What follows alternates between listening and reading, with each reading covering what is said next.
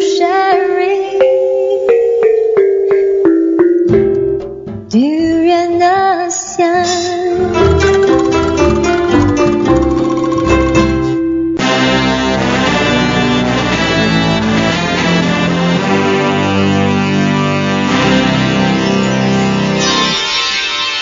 ASEAN Dailies. First and foremost news from Southeast Asia. Welcome to Durian ASEAN. You're with Grace on ASEAN Dailies, where we deliver news from Southeast Asia. Now there is a news on the British Prime Minister Cameron. He was about to arrive in KL, which was tomorrow, and he said he wanted to use a 4-day trade mission to Southeast Asia to spur these lucrative business deals and to also forge new political alliance to counter Islamic extremism. And Malaysia has a few marks where we managed to bring back people from Middle East, and then those were the very focused areas from our nation, Malaysia. So this trip, British Prime Minister David Cameron, he already has begun on Monday and expected to take in Indonesia, Malaysia, Singapore, and Vietnam. And then it will be Cameron's first outside Europe since he won the convincing elections victory, which was in May. And Cameron, who will travel with the business delegation, and also he has touted a visit as an example of how Britain must expand its trade links with Europe, and also not only Europe but the rest of the world to compensate for its dependence on trade with Europe. And here, what he really hopes is he wants to create opportunity to recap and rebuild his image on how the world stage after running an unusually election. The campaign also talking about all this presiding over a downgrading of British military and a diplomatic muscle during his first term in office, of course. And Prime Minister David Cameron is expected to discuss the threat from Islamist extremism, and that's one of his main focuses that he's visiting Southeast Asia. So he'll be discussing with the President Joko Widodo of Indonesia and also Prime Minister Najib Razak of Malaysia. So about 500 people from Indonesia, which has the world's largest Muslim population, and also perhaps 200 from Malaysia, are believed to have joined extremists in Iraq and as well as Syria. And the condition that they have been receiving there, and also how they have been coping up with all these troops in the Middle East, are not really pleasant. Thus, he thinks that Britain can learn from Indonesia and Malaysia on how we, as in the two nations, managed to strengthen the perhaps the security forces, as well as bring back those people from the Middle East. And not only learning the examples from Indonesia and Malaysia, but also how to build the tolerance and the resilient societies as well. So this threat, which was posed by Islamic extremists, is high on a political agenda in Britain, and that also happened after the Islamic gunmen killed about 30 British tourists at a Tunisian beach resort last month.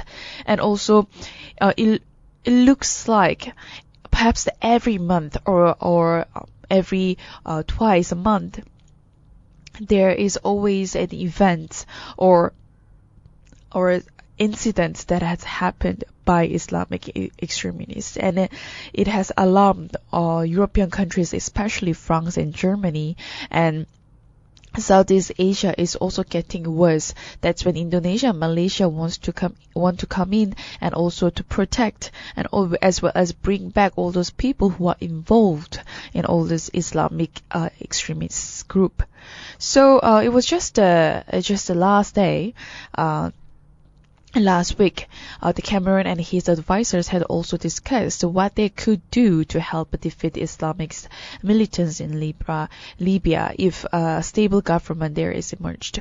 While there's another, the report said that the government had drawn up contingency plan to deploy troops on Britain's streets in the event of attack by Islamists. He also mentioned that West faces generational struggle against what he calls the death cult of ISIS. So we'll take a very short break. When we return, we'll focus more on the political aspect of Southeast Asia, so stay tuned.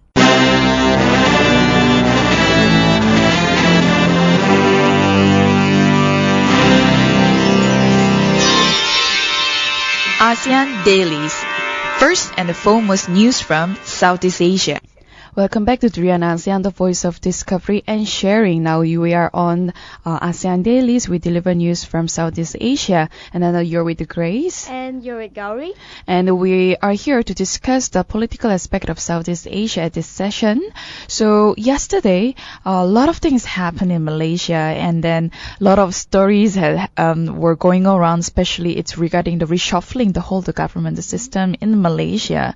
And there are a few pretty significant figures in Malaysia. They were dropped from the government, and also new were selected by our Prime Minister here. That's right. The whole cabinet was reshuffled, and it came out as a bit of a shock. Maybe not a bit. It was really shocking for the entire nation when the news came out, saying that there will be a reshuffling of the cabinet, and then there were rumors about our deputy prime minister being replaced. And everyone was eagerly waiting for the announcement at about 1 o'clock, between 1 to 3 p.m. And then only Bernama was apparently allowed to cover the Prime Minister's press conference. And that did not make everyone happy as well, because you've already making this huge change that no one is happy about, and the media cannot even be there. They were only open to Bernama. So we had to rely on Facebook and Twitter for all the updates. And yes, of course, as we all know, our deputy prime minister has been dropped from the cabinet. He still might be holding some other position, but we don't know yet. Don't know that yet for now. But he's definitely not the deputy prime minister anymore. It's Mr. Zahid Hamidi, and I think the people's reaction was quite mixed about him as well. For sure. And he, according to our now it's ex-deputy prime minister, he said he will accept this decision with his respect to prime minister. But then the whole reshuffling in the government, a lot of people did compare how Dr. to Mahathir,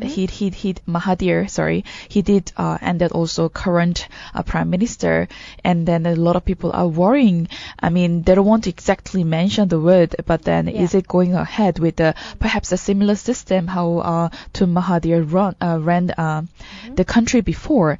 And I mean, you mentioned who were replaced by the deputy prime minister in other position as well. But according to the Prime Minister Najib, he said this is one of the reasons that he's doing is to make the nation better in terms of the direction. So perhaps it's his terms of making, I mean, the better terms in terms of nation. But then why so sudden change? All of a sudden, it was not even announced, not even planned properly. Perhaps not on the public side. That's right. And I think apart from that, apart from this whole thing coming off as a shock, and a lot of people also said that the removal of our Attorney General is actually unconstitutional, because he still has his term until October, and you cannot just remove someone just whenever you feel like it, because this is a democratic country and there are procedures, and you need to listen to the people, listen to what they want, and you cannot just make decisions as you see fit. And last night on the Star, actually, Najib did, our Prime Minister Najib did mention that the reason he removed our Deputy Prime Minister is because he came out in public and spoke about 1MDB. And the reason that he gave was that nobody in the cabinet should say anything that will confuse the public, anything about 1MDB at all, until it's been proven and it's actually concrete and it's a valid fact. But I don't think the people are confused, and I don't think our Deputy Prime Minister confused us at all. I mean, all the facts and evidence were already laid out, and he was just mentioning what was already done. And I really don't think that he was confusing the people in any way. It also looks like where is the concrete sort of reason when it comes to 1MDB, because it looks like people and also perhaps the media agency, they're looking for more information than the truth, and that the government has not given any information, proper information so far. So where is the concrete reason behind 1MDB? And then I'm sure there has been a lot of pressure when it comes to 1MDB on the government side. Perhaps that's also reason why Prime Minister, he wants to make his own sort of allies and friends, so-called, in the government to make the whole system run easier. But then, well, this 1MDB issue will never end up till somebody or a prime minister really comes to the public and they tell the truth, or the more media agency will come up to find the information and of course the truth about the 1MDB. Because like what the Edge did, they've already done a thorough research about 1MDB. They brought up all the evidence. They produced all their reports, their emails, and they've given it. And that is also what was mentioned by our Deputy Prime Minister. He said he didn't understand what was going on with 1MDB, so he read the Edge Financial Daily in order to understand. So you can imagine that even if our Deputy Prime Minister didn't understand what was going on, because he wasn't directly involved. It seems that most of the calls allegedly was made by our Prime Minister alone, who dealt with whoever it is, whether it's Jolo or the Petro-Saudi people and all. But I stand by what I said. I don't think that our Deputy Prime Minister said anything wrong or anything confusing at all. I think the people have been reading a lot, have been doing their own research, and they're pretty much well informed about 1MDB. Of course, we still don't know, like what you said, don't know the concrete truth yet. But we do have an idea of what's going on. For sure. And then people here, we are just getting smarter and smarter with also having the easier access to all those information. But then talking about our Attorney General's removal, of course, that comes with a lot of questions. And not only about his removal, but also other people from the government.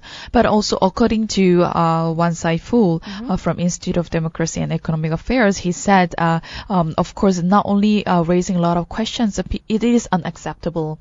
And Tan Sri Gani's service was supposed to end in October, as we mentioned before, but there's no reason for this early removal or sacking, and people are already talking about this potential desperate conspiracy by the Prime Minister to stay in the office.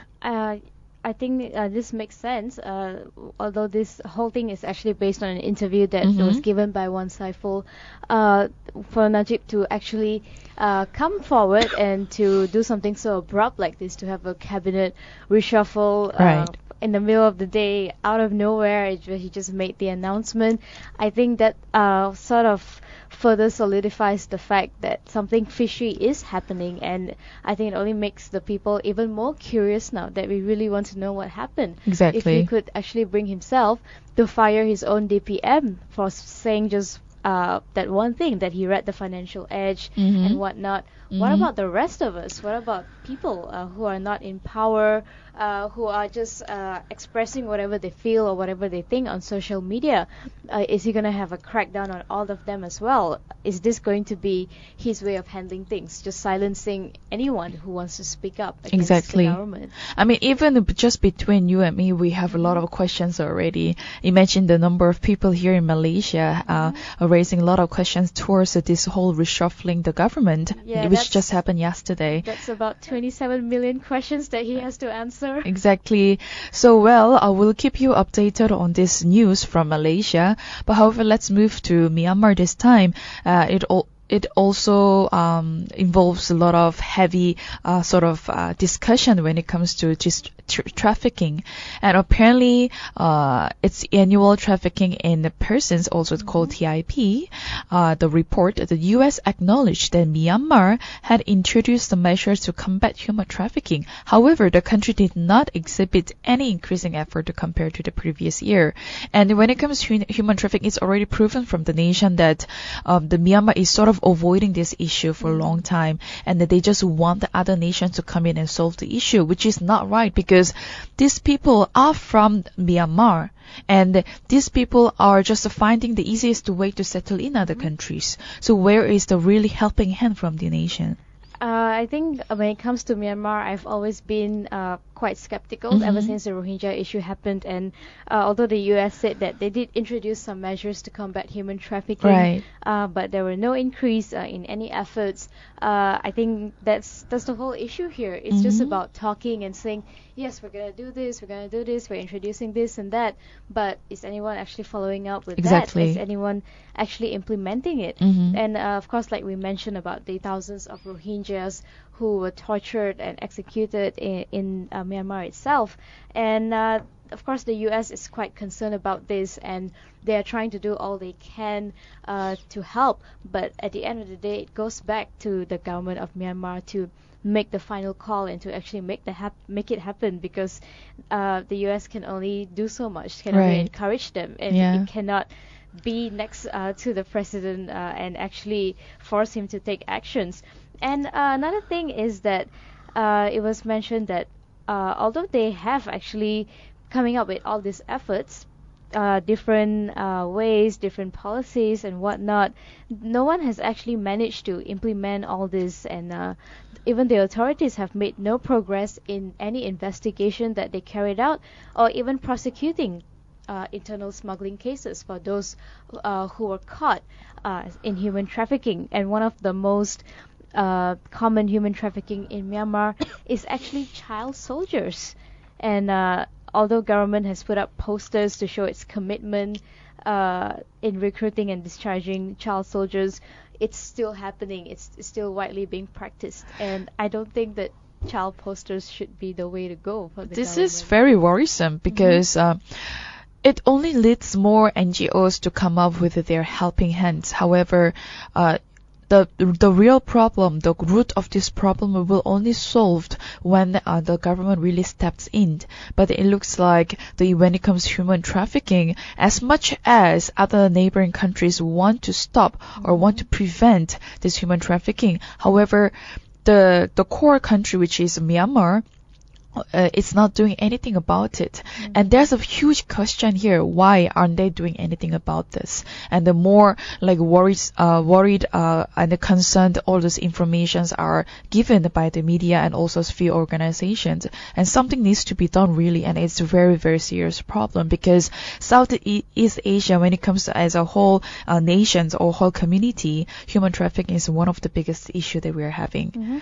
And of course, the human rights organizations, especially as well as the other civil societies, are trying to push the government, saying that they can definitely do more than this. And I think I would agree with them. As the government, they're capable of so much more than just putting up posters to show their commitment. Well, let's travel to Singapore before we just wrap up this political aspect of Southeast Asia. Apparently, the nation proposed information to share with ASEAN to tackle haze. And haze is something that we also can't ignore, because especially after the Indonesian volcanoes eruptions, there were a few times that the whole sky was really cloudy, and then it was kind of dusty that people all could feel it. And then Singapore is sort of finally proposing the information to share with ASEAN when it comes to haze. So speaking at the end of a one-day ASEAN meeting on transboundary haze in Jakarta, which just happened yesterday on Tuesday, the Environment Minister Dr. Vivian said that this information can actually help to confirm the presence and severity of fire after satellite pictures indicated a hotspot. And she also said that this process of ground truthing, the Indonesian government will then share the identity of the company responsible for that hotspot. And if we can establish this system in which we directly exchange information, it can increase the accountability for companies that are starting the fires. So they're actually trying to use this whole satellite technology to detect the smoke and the fire and to see which area it's coming from, so they can hold that company responsible immediately. And I think it makes sense because if the fire has already happened or it's already released whatever chemicals, and then you go to them like 1 or 2 months later, they can easily just say, no, it wasn't me, it was somebody else, it was this guy. And so I think it's an amazing suggestion by Indonesia as well to come together with Singapore to come together with Indonesia and Malaysia and practice this new effort. And Indonesia and Malaysia, I mean, these two are the countries that was heavily affected by haze. And there is a monitoring system called HMS, which is called ASEAN Haze Monitoring System, that Singapore has founded. And there is a very slow progress on this monitoring system, and it is only coming from one nation, which is Singapore, to make Indonesia and Malaysia to study and also to be able to come up with a solution to tackle these haze issues. Not only these two countries, but then around the Southeast Asia. But surprisingly, Indonesia and Malaysia have been quite reluctant to share their maps, their location with Singapore because of security reasons, and they feel like the concession maps will actually be a key component, and they don't want to share the actual location. And Indonesia said it will study the proposal, and once they realize or come to conclude that this is not something dangerous and it's something they can commit to, then they will probably get on board and go ahead with this. And I hope that also Thailand steps in, other neighboring countries, to improve and also to tackle issues together to prevent this haze pollution in Southeast Asia. So that's it for our political side of news from Southeast Asia. Stay tuned for the next session. We'll continue with the economic news from Southeast Asia.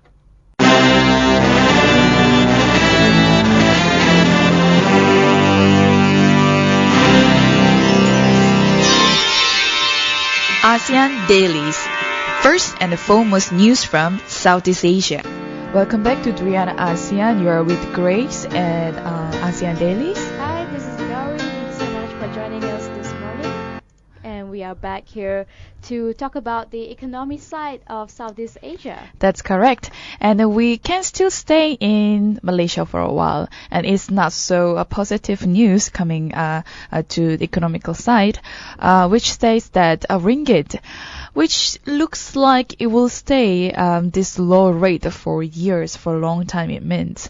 And we have a lot of facts when it comes to our weak Ringgit value in Malaysia. But also at the same time, the Ringgit fail, it's not so surprising that throughout the year that a lot of people have been complaining about the Ringgit value in Malaysia. However, the US dollar and the Singaporean dollars are increasing quite tremendously. And I think there are a lot of reasons for this, and one of this is the weakness in our oil and commodity prices, and also the prospects of higher US interest rates this year. And according to this news, it's actually not surprising to see the Ringgit fall.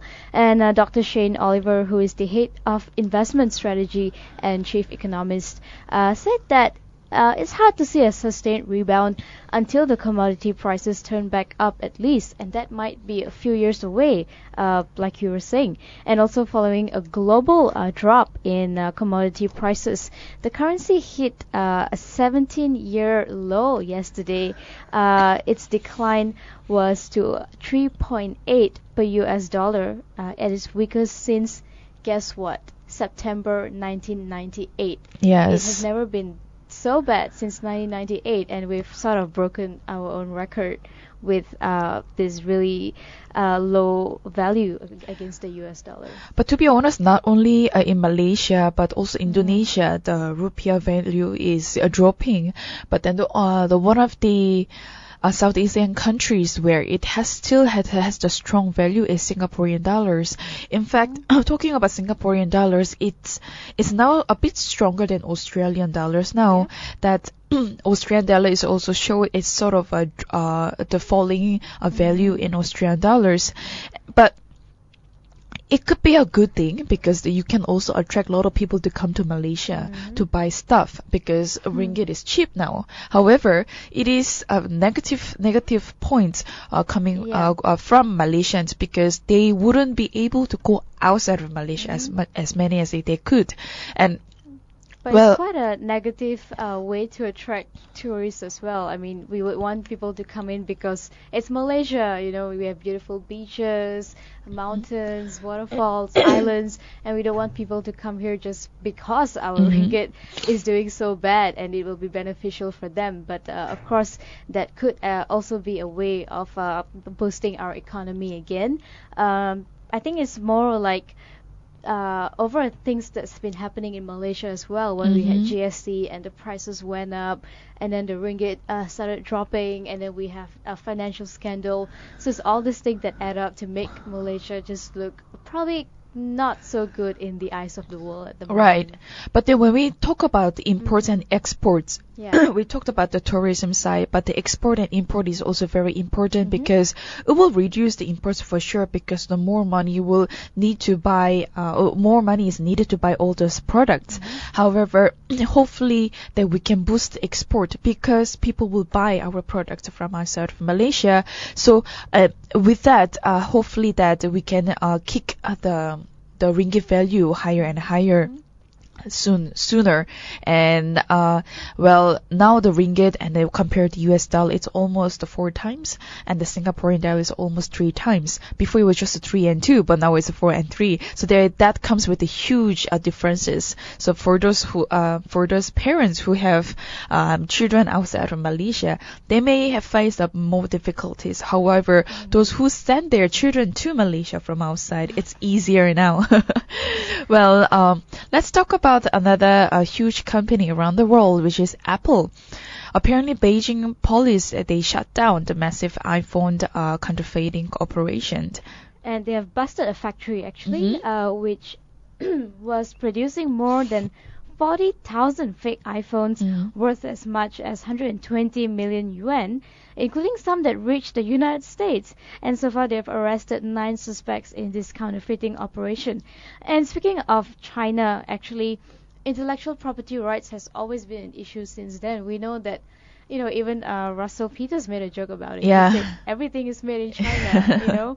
And one of the things that they were also doing is, of course, copying and trying to recreate things that already exist. And one of I think even a few years back there was a major topic about intellectual property rights and how you're going to protect it when somebody made a design. Of course, there is the whole copyright and a patent that's been registered, but it's so easy to find your loophole around it and to somehow still tweak the design a little bit and make it yours, and you can still pass off without having to be arrested or sued by the company. But I think in this case they went too far because they were just making fake iPhones. It's not even like a China phone. It's just fake iPhones that even people in US started buying because it was probably cheaper anyway. And that's the problem because that really I mean, all this kind of action do go against the intellectual property rights.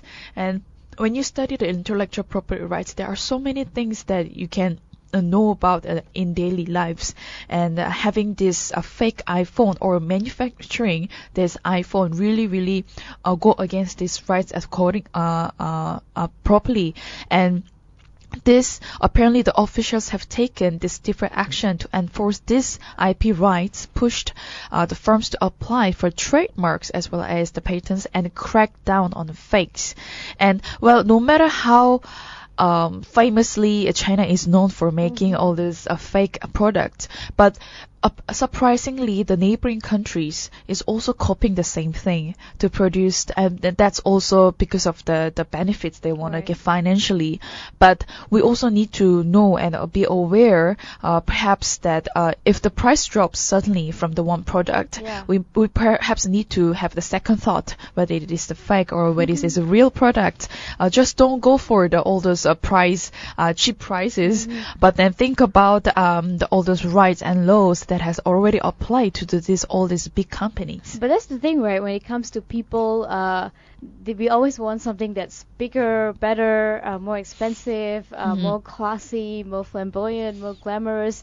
So I think it's not just about phones. I mean, even if you look at handbags, all these Louis Vuitton or Pierre Cardin handbags, all of them are being counterfeited, and people actually buy them. So I think it also goes back to people. For them, even if you know that it is fake, some people would still buy it actually. So it goes back to the awareness. Yeah. Do you really want to be supporting this whole market that makes fake branded goods? They have to come to the realization that a phone is a phone. If you can afford an iPhone, then buy an iPhone. If not, there are plenty of other choices these days for a cheaper price. And please stop supporting or buying this counterfeit fake products. Well, if you really want to support products from China, you can always consider Xiaomi. Of course. Xiaomi is another, it's called Chinese version of Apple. And then apparently the feedbacks that has been receiving so far is very positive. So go and look for the real products. We wouldn't encourage you for the fake products for sure. And you never know how long it lasts once you purchased.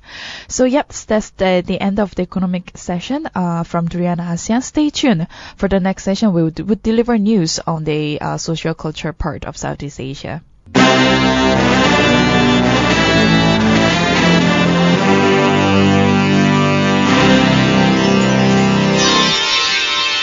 ASEAN Dailies.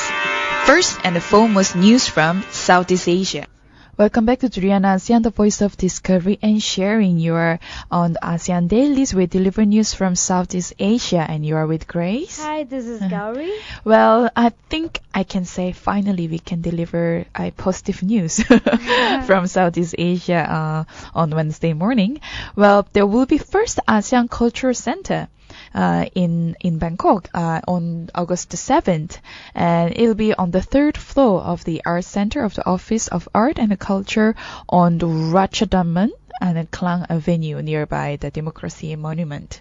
That's right, and this ASEAN Cultural Centre will be unveiled on the 7th of August, and we'll have cultural ministers from all the ASEAN countries who have been invited to join the opening ceremony, and there will also be a discussion on the future of ASEAN cultural cooperation. And there have not been much specific details about the event yet, but we do know that more of such centers will be open in other ASEAN countries as well, and this will focus mostly on exhibitions and artifacts, and also more on educating people on what the ASEAN culture is all about. It is very positive news, and then there are a few festivals and events that is related to ASEAN culture, but having a real the physical building there, it means something else, and hopefully from there we can develop more elements regarding to ASEAN social culture side, so more people will be aware what ASEAN is all about, and then they can relate themselves to these elements when it comes to ASEAN. Well, let's move on to the Singapore. There was some scenes. In 1984, the on-screen kiss was beamed across the television sets in Singapore for the first time, and around 800,000 viewers watched as veteran actor, his name is Chan Shu Cheng, pecked actress Hui Perung lightly on the lips in the landmark moment of the door awakening. So The Awakening is actually a play about a woman who was married, and then she felt like she was trapped in her marriage and she needed to get out of it, and then she started having an affair with a young boy, and this was made into a drama series as well. It was interpreted differently. It was not based on the story that was written by Kate Chopin, and this was more on depicting the lives and tribulations of Singapore's Chinese immigrants in the 1920s that went on to be one of the top drama of that time, like you mentioned, in 1984. And it also had a kissing scene, which apparently was very new, and it was one of the first it is the first on-screen kiss in Singapore, and they are actually celebrating it because this couple actually later on became a real couple, and they got married, and they're still happily together until today, which is why this first kiss from the awakening is so important to Singaporeans. This is very interesting news. And there is also another example in Korea. There was a drama called First Love or something like that, and these two people, they also kissed in the scene very lightly, and then they got married after the drama. So I guess it happens in all those days, the romantic period, where people have this fantasy and also very the dreamy kind of love story. So it happens in the real life. So it seems that to find out what the rest of the cast and crew member of The Awakening, you can catch reunions from 3 to 5 August, 8 p.m. on Channel News Asia. Awesome. It's probably for Singaporeans, or we can stream it online. Awesome. So those who have watched this film and want to revisit this drama, you can always look for the information. So yeah, that's it for our ASEAN Dailies today. Look for our podcast on YouTube, and then more information and also feedbacks are welcome on our social medias on Facebook, Twitter, and Instagram. Also subscribe to our YouTube channel for all the daily podcasts on interviews and our ASEAN Daily, of course. And download our very own Durian ASEAN app to listen to us anywhere, anytime. And stay tuned for our next interview with a guy called Jason Kong from Livescape to talk about how they managed all these events that handle the famous events in Malaysia and also internationally.